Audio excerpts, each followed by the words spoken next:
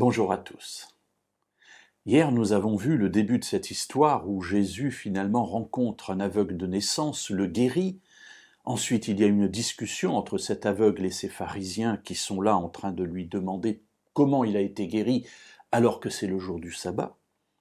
Et Jésus qui interpelle les personnes qui sont là, les disciples et aussi sans doute les pharisiens, nous le voyons dans quelques instants, en leur disant « Je suis venu pour un jugement afin que ceux qui voient deviennent aveugles et que ceux qui ne voient pas voient. » Les pharisiens, effectivement, sont là.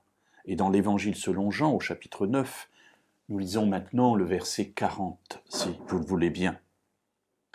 Quelques pharisiens qui étaient avec lui, après avoir entendu ces paroles, lui dirent « Nous aussi sommes-nous aveugles ?» Alors ce ne sont peut-être pas les mêmes qui ont parlé avec l'aveugle de naissance, mais il y a là quelques pharisiens qui sont là, qui suivent Jésus, qui l'écoutent, et puis ils comprennent bien ce que Jésus est en train de dire. Nous aussi sommes-nous aveugles?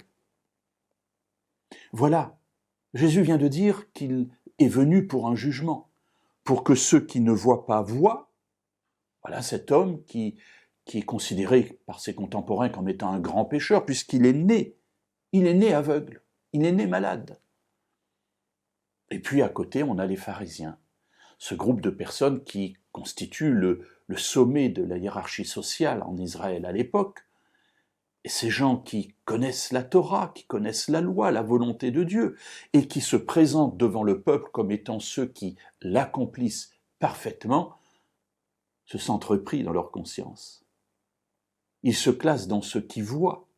Or, Jésus vient de dire, ceux qui voient vont devenir aveugles. Alors il s'adresse à Jésus, mais nous aussi, nous sommes aveugles. Tu es en train de parler de nous. On ne se méprend pas, on a bien compris ce que tu es en train de dire. Comment nous considères-tu? Comme des aveugles? Alors nous verrons demain la réponse de Jésus. Mais tout de suite, il est important pour nous de comprendre qu'il nous faut nous interroger par rapport à cette parole de Jésus. Sommes-nous du côté des aveugles ou du côté de ceux qui voient? Et il est important de savoir de quel côté on se trouve.